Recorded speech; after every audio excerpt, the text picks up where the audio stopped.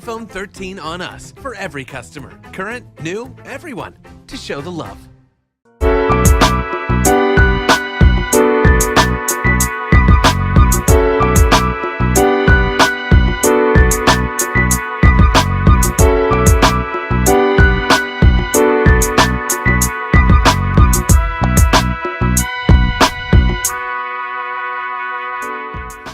Hello, everyone, and welcome to A Balanced Life with Dr. Jacquie here at Black Star Network. As you know, and I say this every week, that this day is my favorite day of the week.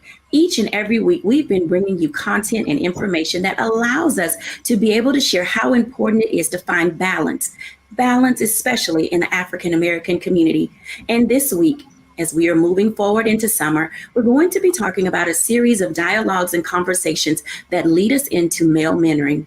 What does male mentoring look like?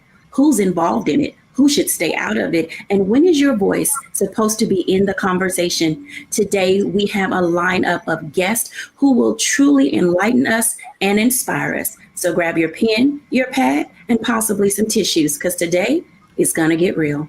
We're joined today by Charlotte Avery, Dr. Tierney, Corey Briscoe, Pastor J.T. Johnson, Dondre Whitfield, and Chaz Jefferson. Welcome, everybody, to A Balanced Life. Hello, Thank you. hello, everybody. Hello. Wow. I am so thrilled that we are about to embark on this conversation today. I love that when we have everyone coming in, because I like for our audience to figure out where their access point may be. And so today we're going to be talking about male mentoring. And I'm just going to kind of do a round robin and find out from everyone before we get into some one-on-ones, what does male mentoring look like to you? And have you ever been engaged as a mentee or a mentor? Of course, I'm going to start with Corey Briscoe. Hey, Corey.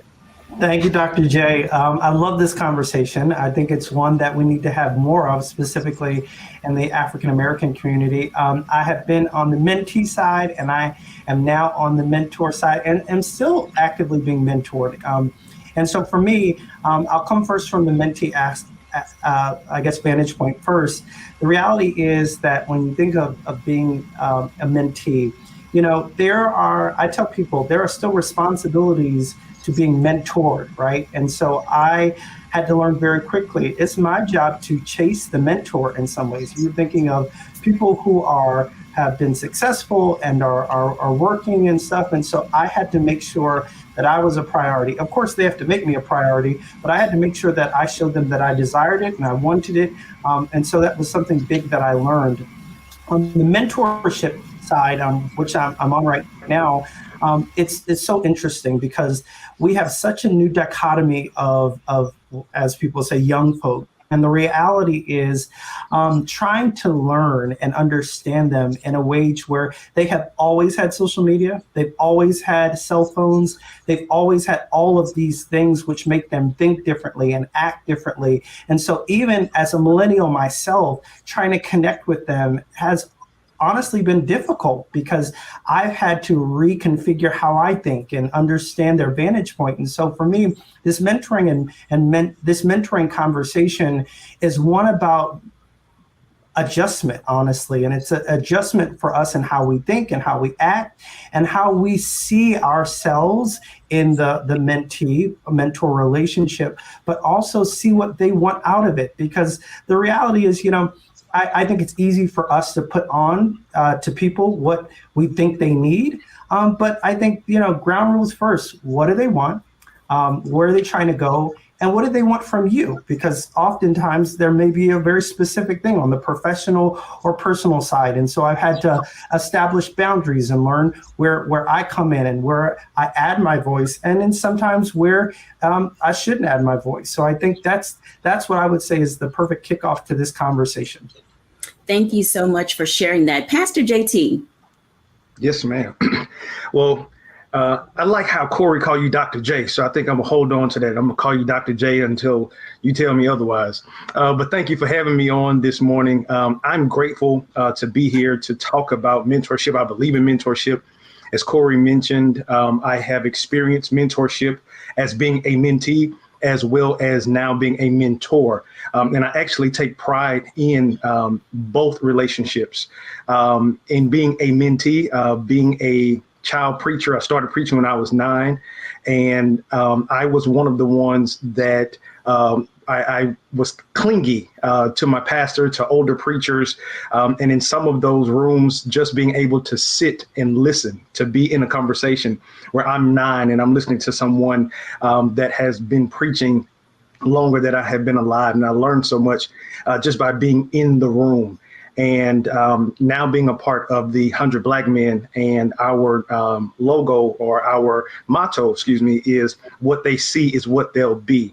And being true to the conversation of what we are tasked to talk about here on this particular show, I believe that one of the reasons why our African American community has not advanced in the way that we should is because sometimes those of success, we aren't as quick to show ourselves to those who need to see us.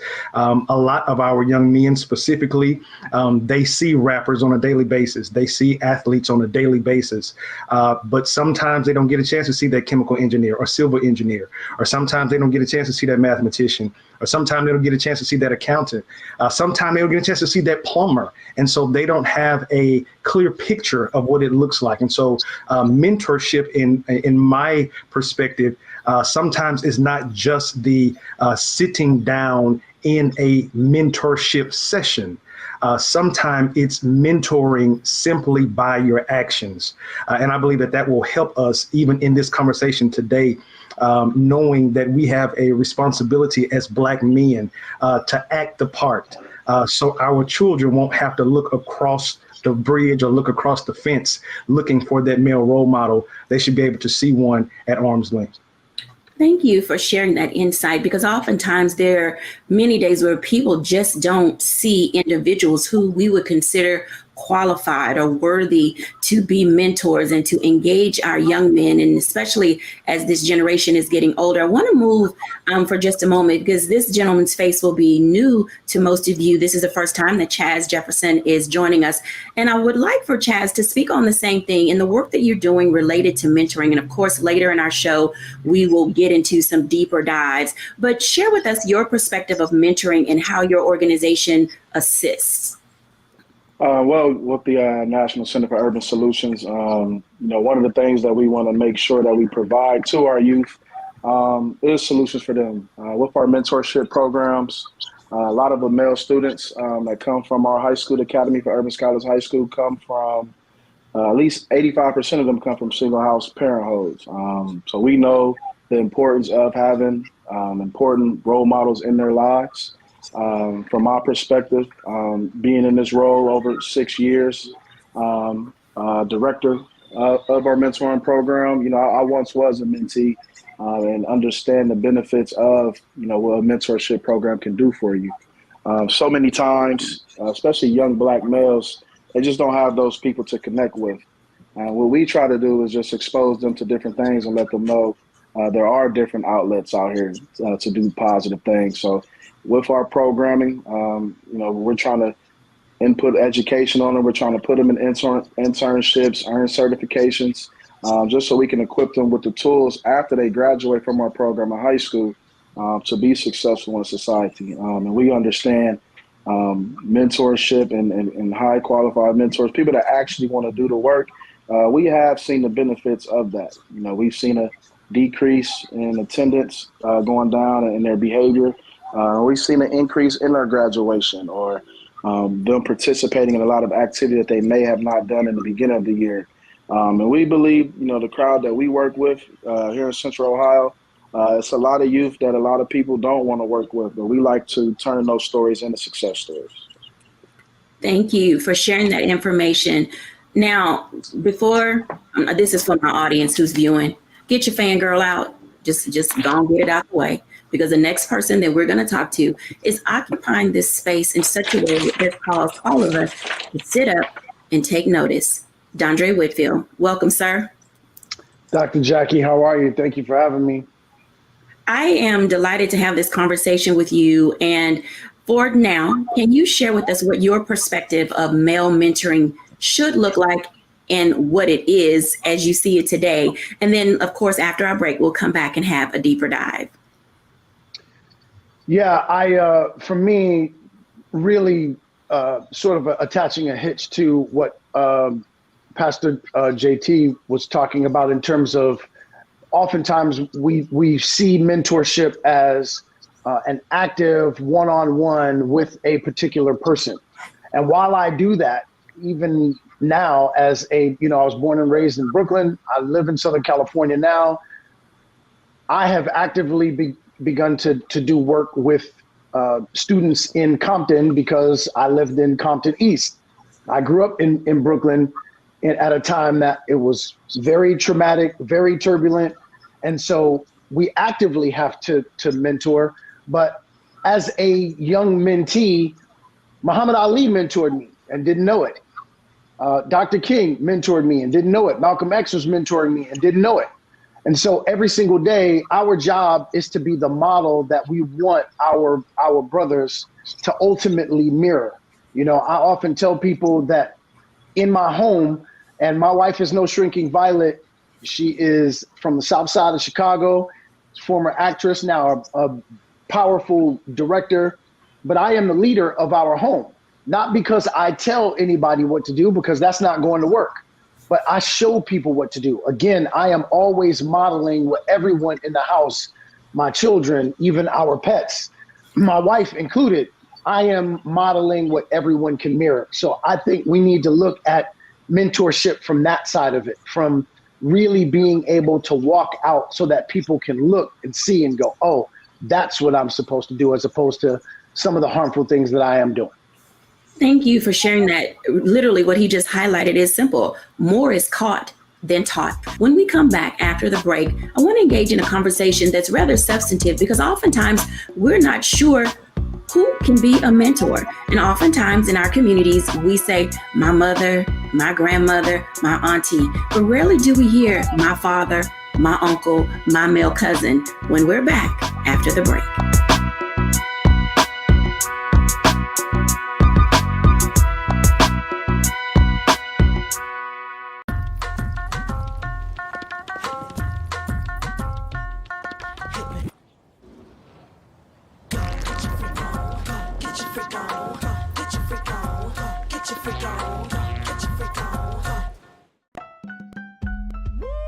We're all impacted by the culture, whether we know it or not. From politics to music and entertainment, it's a huge part of our lives, and we're going to talk about it every day right here on The Culture with me, Faraji Muhammad, only on the Black Star Network.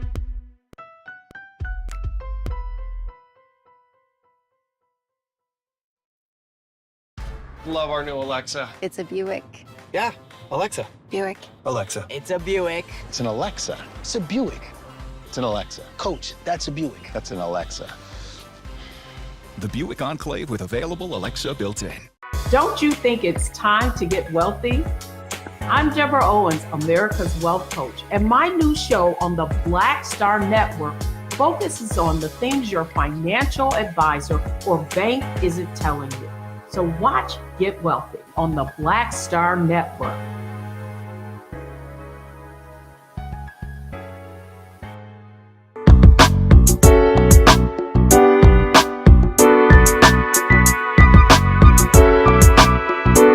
Welcome back, everybody, to A Balanced Life. And we're talking all things male mentoring. And honestly, it is a family affair. I would like to bring in Charlotte Avery and Dr. Tierney for just a moment, because they're married, have children, have mentored. But how you mentor your son is quite different than how you mentor your daughter. Charlotte and Dr. Tierney, welcome. Thank you. Thank you for having me. I want to bring us into this conversation because as women, oftentimes we don't fully understand what's happening under the surface or in the psyche of the men in our lives. We look at our cousins, our nephews, our grandparents and uncles. And Charlotte, you have 3 sons. And so when you think about mentoring for your male child, which is quite different than how you mentor your daughters, what is it you and Rod are looking for in a mentor? And I know Rod is always first mentor to your sons. And so share with us and our audience what that means to you as a mom and a wife. Well, I have to tell you, being a mom of 7 children and raising, 3 of them, which are young Black impressionable boys, it means everything to me for them to not only have their dad, who is a wonderful mentor and role model, but also to be able to have other people in our circle or people who get added into our circle, whether they're coaches or teachers or other professional people who can actually sow into them and speak life into them and can sometimes be able to speak a word into them or plant a seed into them that my husband or myself might not be able to do because we are so close to them being their parents. So to be able to have leaders in our community who are really showing up, I mean, to have really strong Black men that really understand what it means to have character and integrity and honor and valor and chivalry, and being able to teach them principles that are just so important that will help them to be, you know, not just good boys and good men right now, but will help them to be, you know, good fathers, good, good husbands, and all of these different things in the world. And so it really makes a difference. You know, I'm on a board for FCA, Fellowship of Christian Athletes, and I heard a speaker say, you know, when it comes to leadership, that you cannot separate leadership from character. You need to have both. And so to be able to have men, Black men, strong Black men who really understand what it means to truly lead and that they can't separate their character from that leadership and how they show up in the world, it just means everything to me.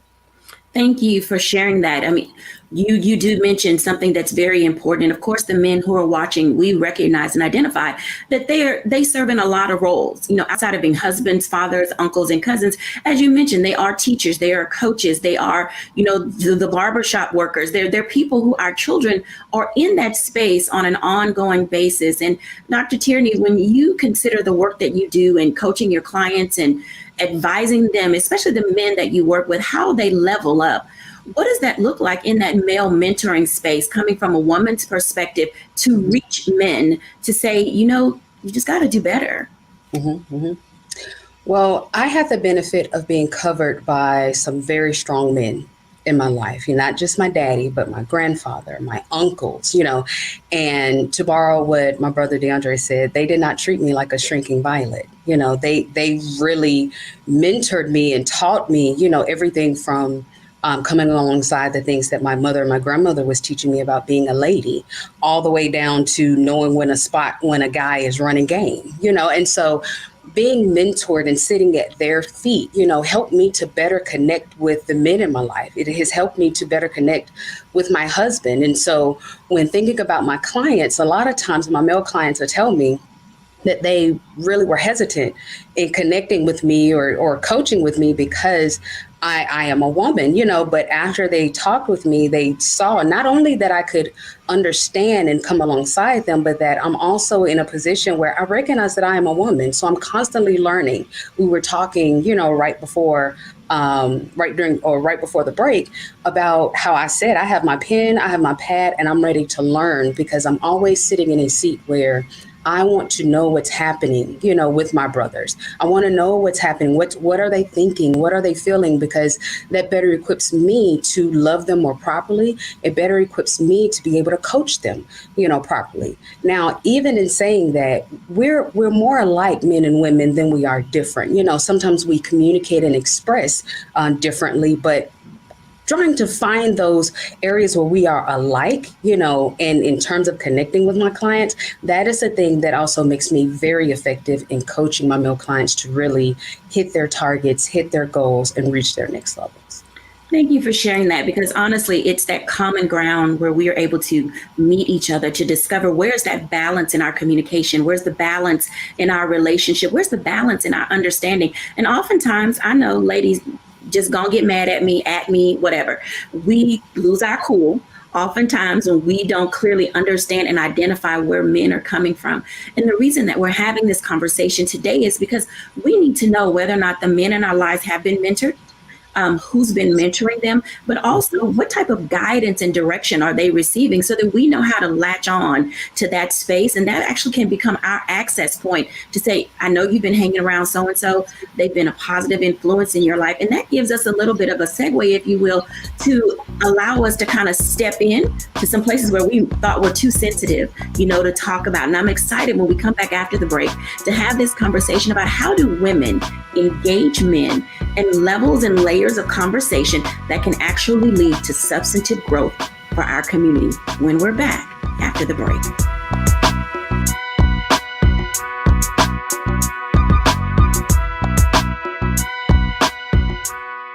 Verizon just gave us all a brand new iPhone 13. We've been customers for years. We got iPhone 13s too. Switched 2 minutes ago, literally right before this. iPhone 13 on us on any unlimited plan for every customer, with plans starting at just $35. All on the network more people rely on. How about sushi? I just had sushi for lunch yesterday. How about tacos? Automatic emergency braking, one of 6 advanced safety features standard on every 2022 Chevy Equinox. Find new technology. Find new roads. Chevrolet. We welcome you to the launch of the Mass Poor People's Low-Wage Assembly and Moral March on Washington, D.C., June 18, 2022. We are a new, unsettling force, and we are powerful.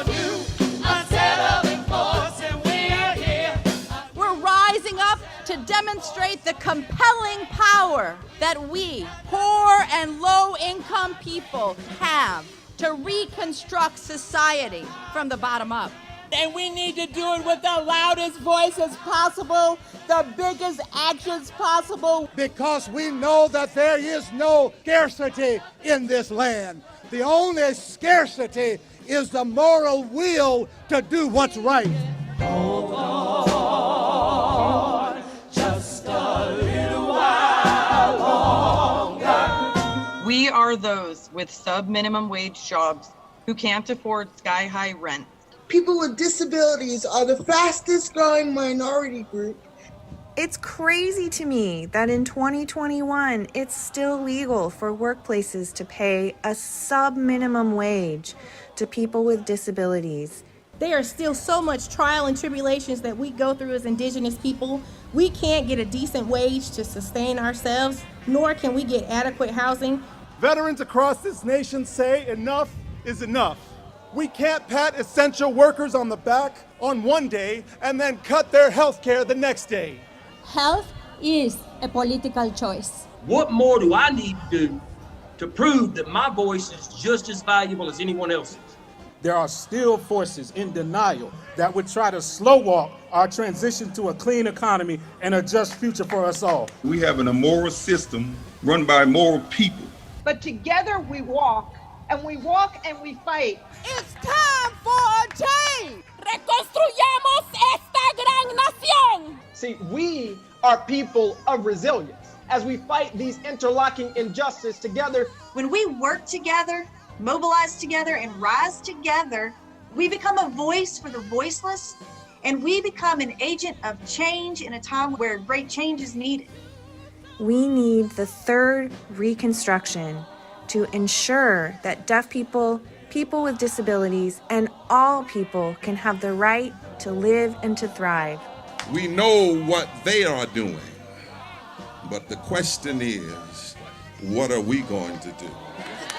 Reconstruction begins when we change our mentality and say it's time for you to get your foot off of my neck. Justice is coming soon.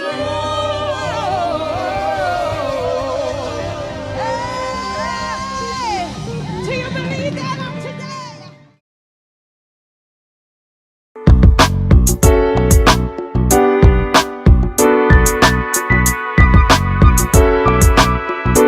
Welcome back, everyone, from the break. As you can tell, this conversation is really highlighting and hitting for us some of those notes that are extremely important and valuable about how do we engage in male mentoring. Of course, women need mentoring too, and men play a very big part in how we as women learn and discover how to communicate with our men. That's our cousins, our uncles, our grandparents, our brothers. Sometimes we just don't get it right. And we're grateful to have this opportunity in this space to discover how to balance those levels and layers of communication in our relationship.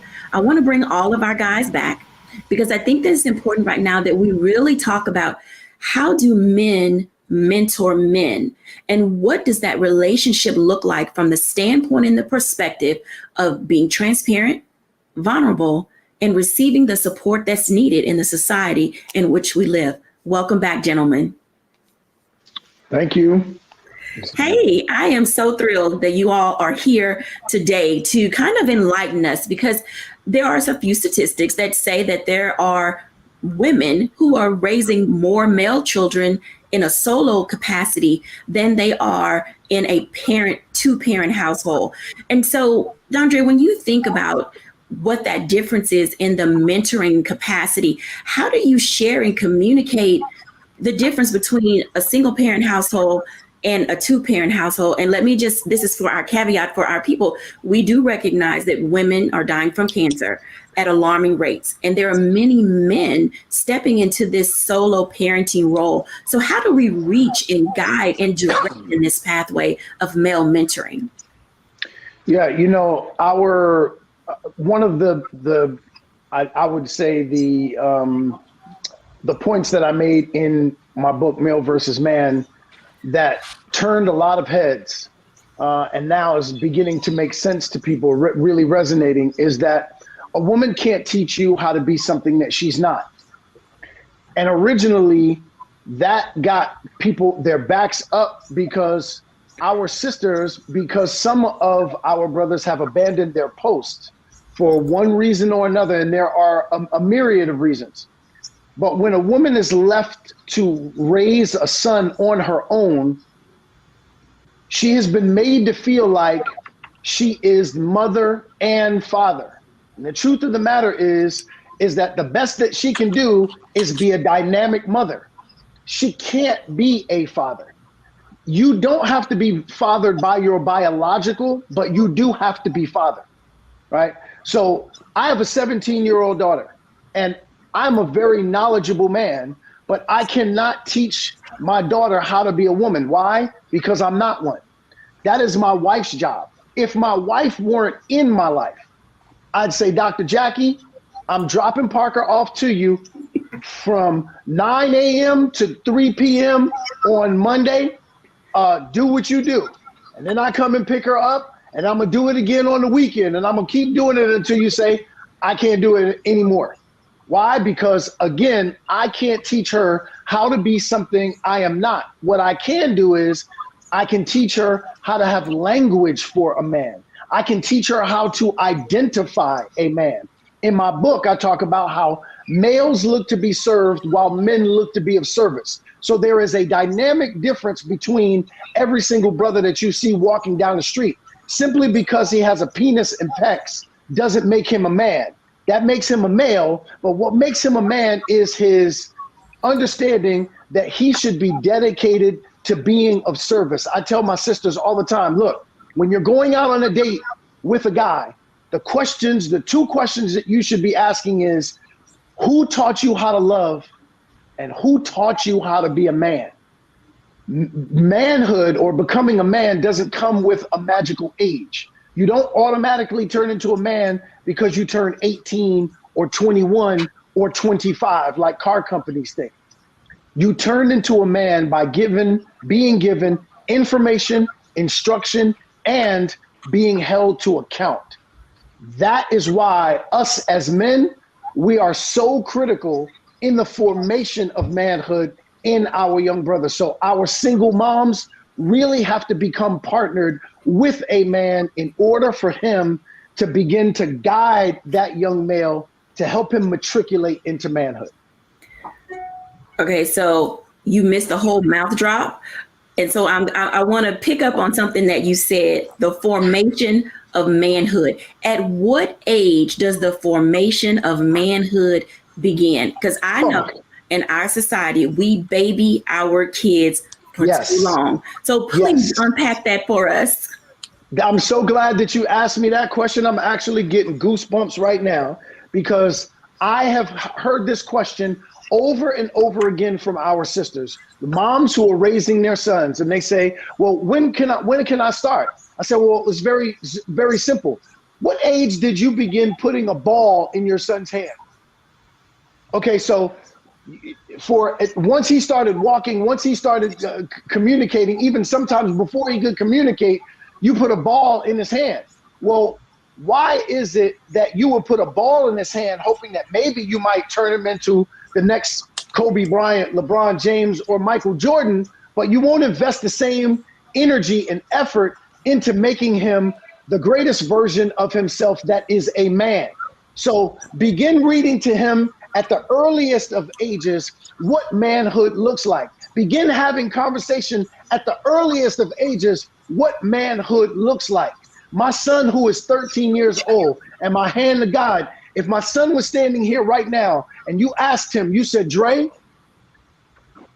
why are you here? Why did God put you on this earth? My son would tell you to be of service. Why would he tell you that? Because every single day I am his drill instructor for what manhood looks like. And every single day I hold my son accountable for walking out what manhood looks like. And I got to be honest with you. I talked about my wife earlier, and I say this with all due respect. And my wife, if she was sitting here right now, she would tell you there are times when my wife stands in the way of my work. Why? Not because she means it in a bad way, but she is the ultimate nurturer. So when she sees my son in the pain of going through what she has to go through, it's one of the reasons why they don't allow moms in boot camp. Why? Because they're trying to make your son a soldier. And that process is painful. And when a mom watches her son turn into a soldier, she will tap out for him. Meanwhile, he will not be ready for the battles that are ahead. So sometimes I have to tell my wife with love, babe, not now. I need you to move aside so that I can turn my son into the spiritual soldier he needs to become in order to be the man that God has called him to be. And ladies and gentlemen, this is why we're having that conversation. If you cannot, y'all know I'm going to say it, if you cannot say amen, just say ouch and step on out the way. Pastor JT, bringing men into this responsibility, accountability that is required of them. How do you, as pastor, leader, teacher, father, engage others and being able to step back so that God can have his way? Wow. Dr. J, I should have went first. I think Bishop Dondre just kind of just wiped out everything. I'm over here just speechless myself. But to be perfectly honest with you, and brother, I echo you, and to our listeners, what you just heard there was like so rich. I don't even think that we could kind of conceptualize what we just heard. And I believe that that's the blueprint of us shifting this next generation.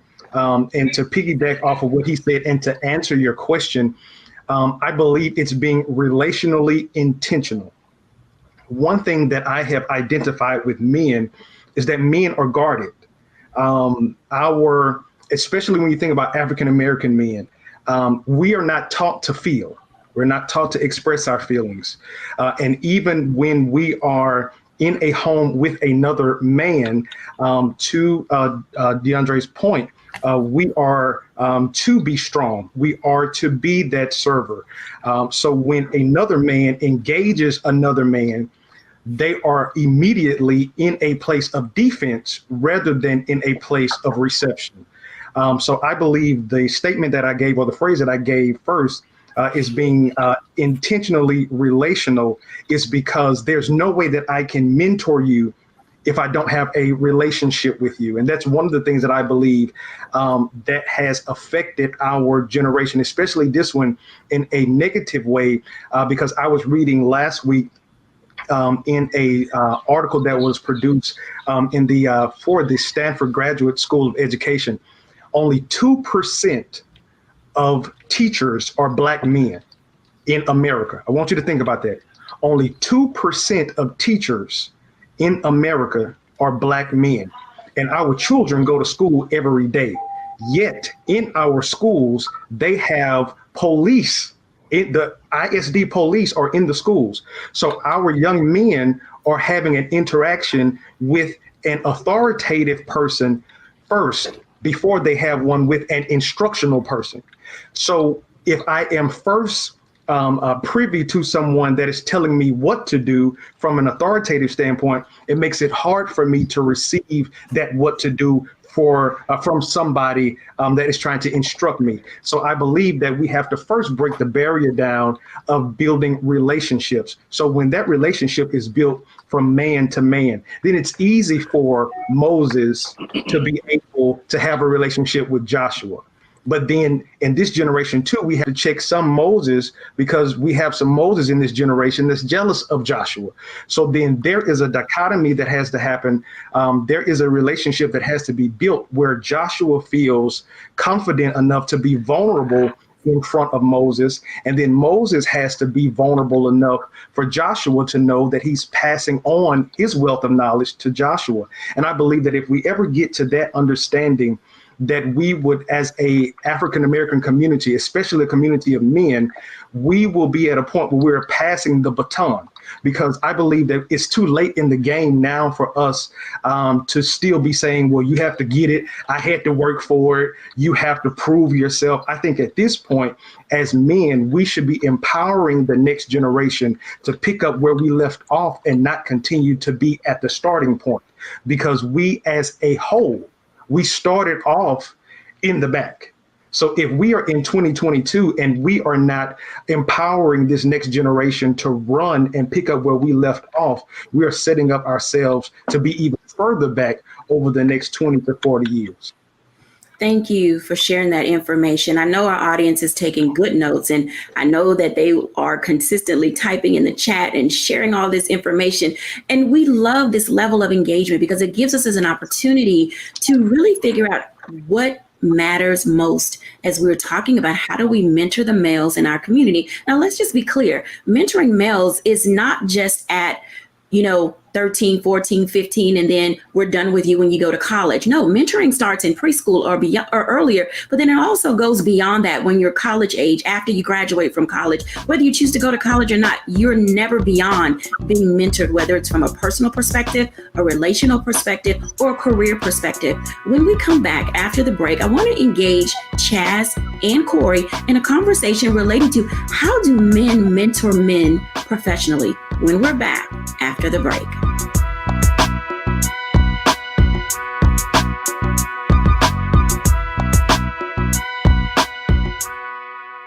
Pull up a chair, take your seat.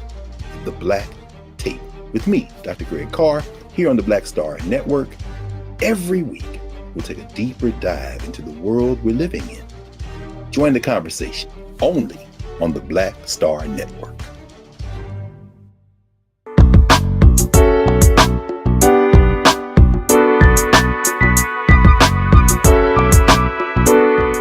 Welcome back, everyone. I know you're still sitting there saying, oh my God, did we all just hear what we heard? And yes, we did, because these are the levels of conversations that we have in the beauty shop, in the barber shop, or, in the nail salon, the things we're doing when we're, having cookouts in the backyard or at the nail salon, wherever it is that we find ourselves, we are having these levels of conversation. So I hope that we are opening up avenues for dialogue with you to be able to engage with your loved ones, your family, and your friends about what really matters when it comes to getting mentoring or being a mentor to our males. Corey and Chaz, I'd like to engage you now in this conversation related to professional mentoring. Chaz, when you think about the work that you do, why is it that you do the work that you do? And at what age do you continue to mentor men within your organization? As far as men that want to become mentees? Yeah, if there are men that want to become mentees, but then also those that are needing mentoring, where do those ages stop and start? And how do you prepare them for the process? Well, from a mentor perspective, when we're recruiting our mentors for our young mentees, We like to host different sessions. And once we collect those mentees who are participating in our program, then we're meeting with them on a almost monthly basis, because we want to see what's working, what's not working, what are some challenges that they're facing, how we can help them. But one of the main things that's very, very important when you're trying to teach men how to become mentors, especially with the youth today, is, they want some honesty. They want people who are, going to be in their lives and going to be real and really expose them to different things. I think before you can get to mentoring, or it's just like when it's in school, before you can do schoolwork, you got to get to know that kid. You got to get to know who you're actually dealing with, because youth today, they'll be able to, sniff those things out. Like I said, we work with, almost over 80% of our young men come from fatherless homes, and, they're used to people coming in and out of their life. So, the things, if we can connect with them on a spiritual level, whatever level that is, we got to make sure that our engagement is correct first. You start from that standpoint, then you can get into the mentoring and the activities and seeing the different things that they want to do. Just an out of box approach in regards to trying to stay connected with them. That's one of the things we try to pride ourselves on. It's very time consuming. So the men that we do work with, sometimes they are volunteering, and they got to be willing, to really, really be in these young men's lives because they need it. So from a commitment standpoint, those are some of the things that we're trying to cover when meeting with mentees, when recruiting new mentors. Those are the questions and things that we try to keep in mind when we're trying to pair someone with our mentees and want to bring them into our program to work with our young men. Thank you for sharing that. Those relationships that are built male to male, that bonding is important, because as Chaz just said, there are times that these young men come from homes where there is no father, and in their community, oftentimes there are no father figure. Now, most of us are no stranger to statistics of violence, the number of men that are serving in the military, the number of men that are incarcerated, the number of men who have gone on to glory. So therefore, there is a shortage of men being able to pour into the lives of these young men. However, when I think about Corey Briscoe and the work that he does, community, both relationally from the church and also professionally, Corey, how is it that you are mentoring others, and why do you see value from a professional perspective in mentoring? What does that offer the life of a young person? I just want to start with saying that the gentlemen are absolutely killing it. This could be a 4-week conversation. It is absolutely amazing. I think the first thing when we think about male mentorship is we have to understand the landscape of our country first and our communities. And when we look at U.S. Census data, right, the U.S. Census tells us that over 22 million children come up in single family households. And then when you think of African American males and you think of how they have grown up, whether urban environments or not, the first thing you have to do is level set. And I think it's one of the biggest issues why national programs aren't effective to our Black males is that they don't speak to us, they don't talk to us, right? Effective mentoring, it has trust, it has empathy, it has relationship building that allows me to see myself or allows me to understand my current predicament in a way that I can trust you, I can be honest with you, I can confide in you.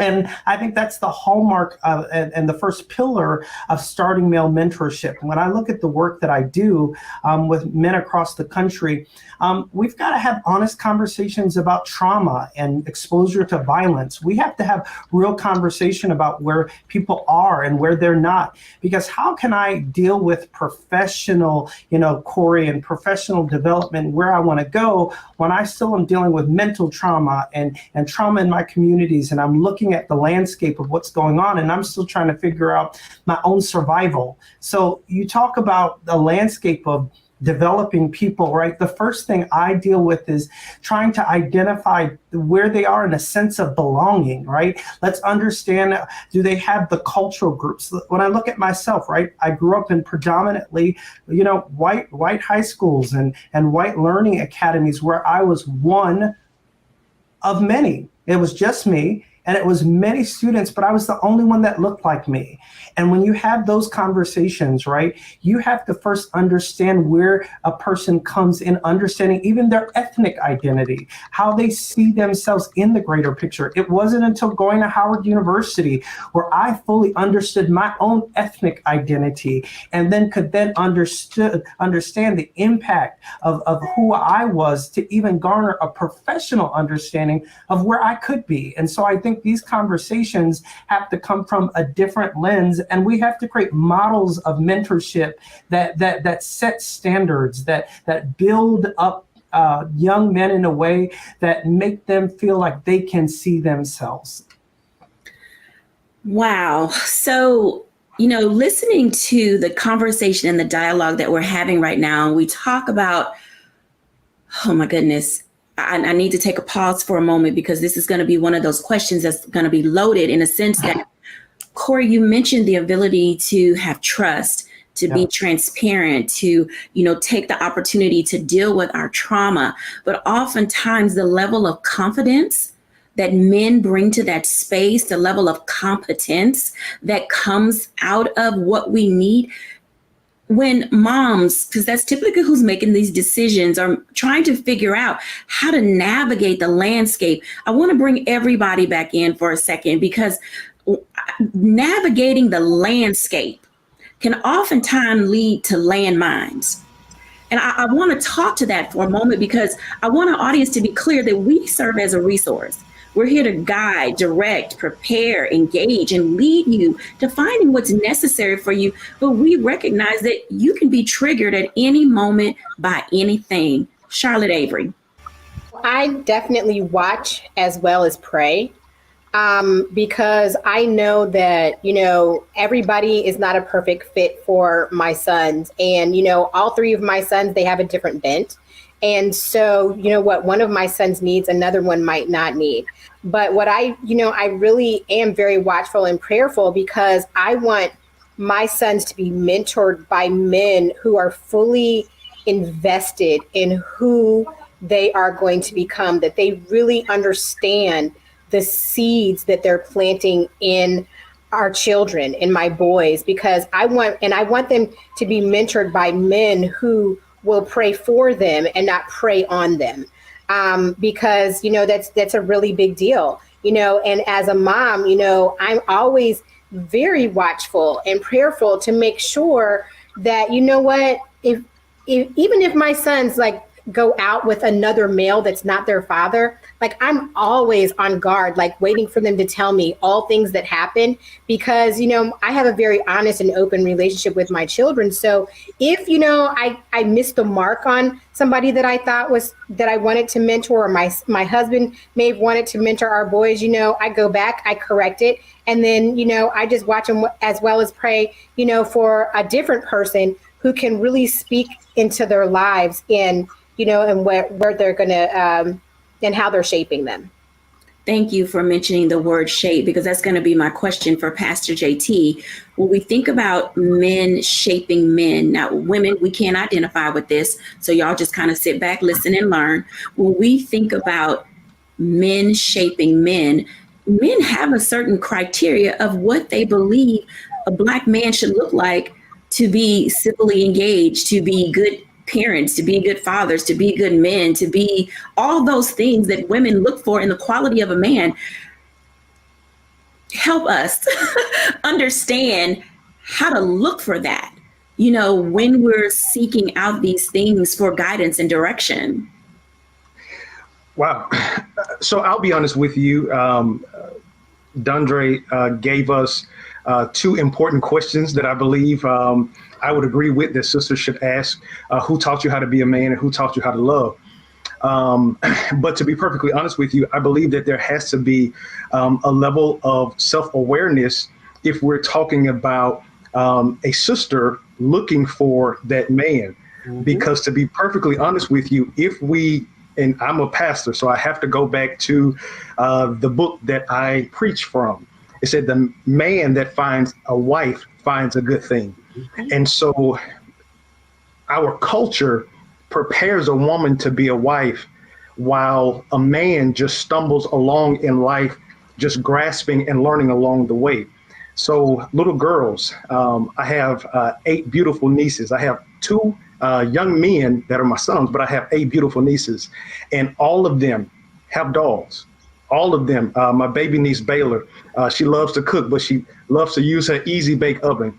So she's being taught the aspects of being a wife. But my boys, they want to play games. They want to play Call of Duty. They want to shoot guns. They want to use Tonka trucks. So you have men who want to buy guns and buy cars, and you have young girls that are growing up to be the nurturer that Dondre talked about.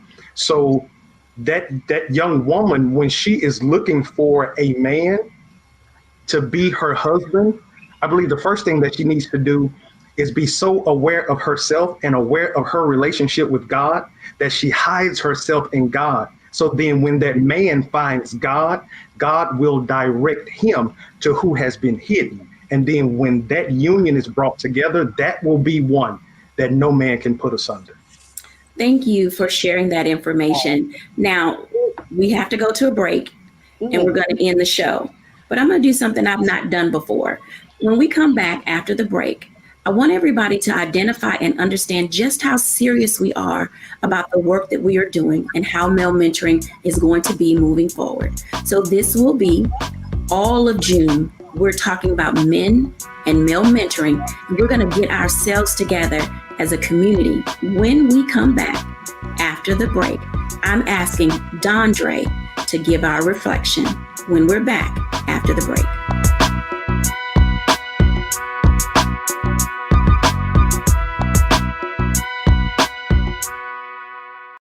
Love our new Alexa. It's a Buick. Yeah, Alexa. Buick. Alexa. It's a Buick. It's an Alexa. It's a Buick. It's an Alexa. Coach, that's a Buick. That's an Alexa. The Buick Enclave with available Alexa built in. Verizon just gave us all a brand new iPhone 13. We've been customers for years. I thought new phones were for new customers. We got iPhone 13s too, switched to Verizon 2 minutes ago. Ours were busted, and we still got a shiny new one. Check it out.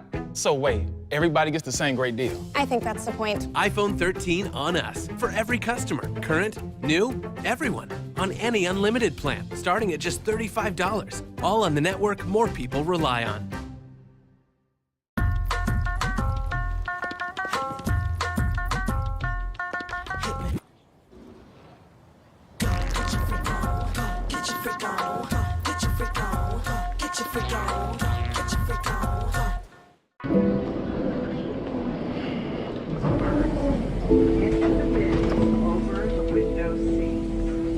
These are the only bins that will accommodate larger rollerboards.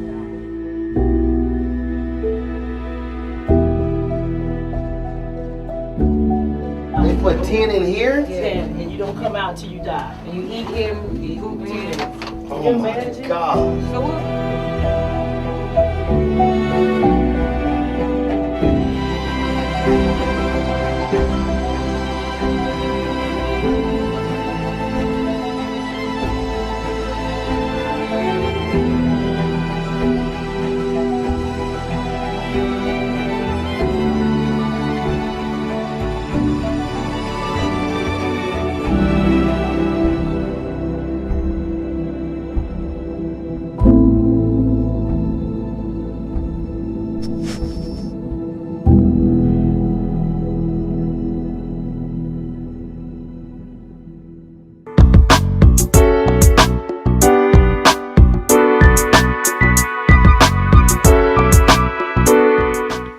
Welcome back, everybody, to A Balanced Life. And as you can tell, our mouths have dropped. We've cried a few tears. We've shared a few laughs. And we're really in awe and in amazement about how we move our community forward. So I've asked Dondre Whitfield to give our closing reflections for our show. Dondre. As I reflect on my own biological father, who passed away last year, and my father and I were estranged from each other for 20 years. My father had gone to prison for 13 years for manslaughter. He had gotten locked up when I was 13 years old. When he got out, I was 26. when I found out that he was out, based on experiencing all of the abandonment and abuse by him when I was an adolescent, at 26 years old, I was not the version of a man that I am now. I was a man, but I had male-like tendencies. And so the street taught me that when you get hurt, you are allowed to hurt again, or hurt the person who hurt you. Hence the term hurt people. And so I drove back into Brooklyn, found my father, and I picked him up in my expensive car because I wanted to show him what I had made of myself without him. And just before I kicked him out of my car, I told him if I ever saw him again, that I would kill him. It wasn't until I was 46 years old where my 11-year-old daughter came and sat down next to me. No segue. She said, "Dad, do you know where your father is?" And I knew that God had sent me a messenger that I couldn't shoo away. Coming into my own manhood was extremely challenging because I did not have a model that I could mirror. And so every single day when I do the work that I do it in honor of my father, who would have become a great man sooner than when he found Islam in prison. I honor my best friend who I lost in a motorcycle accident because rather than look after my friend, I decided to entertain myself and abandon looking after him. So when a man abandons his post, I lost my best friend that day because he followed me in folly. My daughter is named after him. And so every day I look at my daughter, every day I call her name, I think of my friend that I lost in abandoning my post.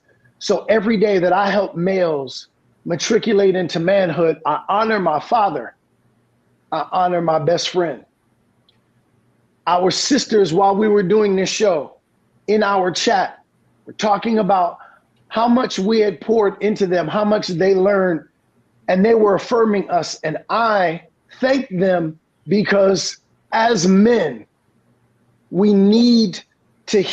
are quick to hear our sisters when they are critical of our behavior, but we need to be as quick to hear from them when we hit the mark.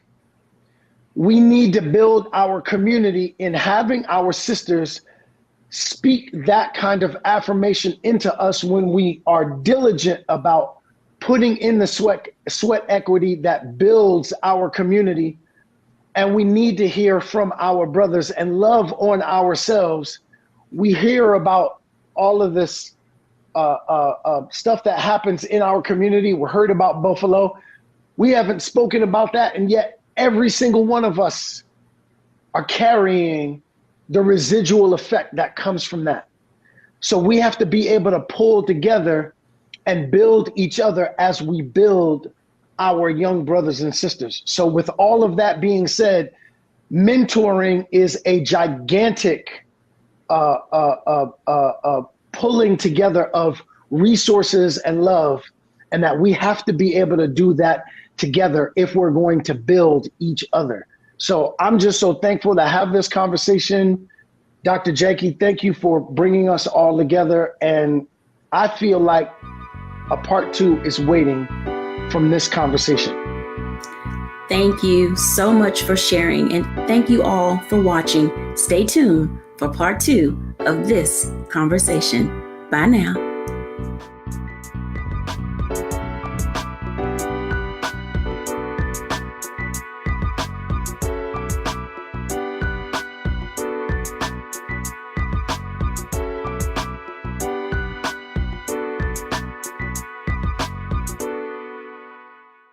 Verizon just gave us all a brand new iPhone 13. We've been customers for years. We got iPhone 13s too. Switched 2 minutes ago, literally right before this. iPhone 13 on us on any unlimited plan for every customer, with plans starting at just $35. All on the network more people rely on.